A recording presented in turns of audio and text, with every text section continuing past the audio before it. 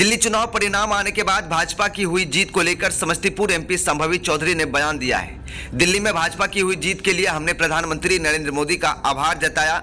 वहीं संभवी चौधरी ने विपक्ष पर हमला बोला। उन्होंने कहा कि विपक्ष का काम है विरोध करना और उनके विरोध करने से कुछ नहीं होगा। वहीं उन्होंने राजद सुप्रीमो लालू प्रसाद यादव पर भी हमला बोला है। उन्होंने कहा कि लालू यादव के कहने से उनके बेटे और नेता प्रतिपक्ष तेजस्वी प्रसाद यादव बिहार के मुख्यमंत्री नहीं बन सकते हैं।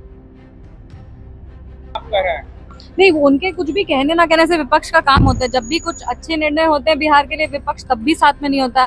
आज सुबह हम लोग जाके यशस्वी प्रधानमंत्री श्री नरेंद्र मोदी जी को आभार व्यक्त किया कि उन्होंने अपने 2024 के बजट में बिहार के लिए इतनी अहम घोषणाएं की, लेकिन उसके बावजूद जो विपक्ष के एमपीज थे वो भी वहाँ पे उस समय मौजूद नहीं थे। क्योंकि जब काम होता है तो पूरे प्रदेश के लिए होता है ना।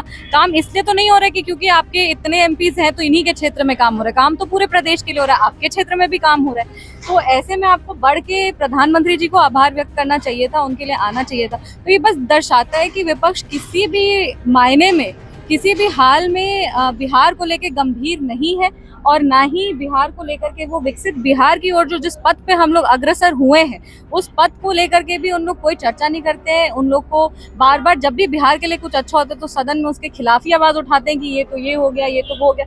लेकिन हम मानते हैं कि विपक्ष है और विपक्ष का काम ही है कि वो बोलें तो वो बोलेंगे, बोलते रहेंगे, उसमें कोई दिक्कत नहीं। लालू प्रसाद यादव या मैडम जो लगातार बिहार में निकल रहे हैं और कह रहे थे तेजस्वी यादव को मुख्यमंत्री बनाएंगे। ये देखिए, लालू यादव जी जो हैं वो बहुत हमसे उम्र में बड़े हैं, उनको राजनीतिक का तजुर्बा भी जो है वो हमसे भी कई अधिक है।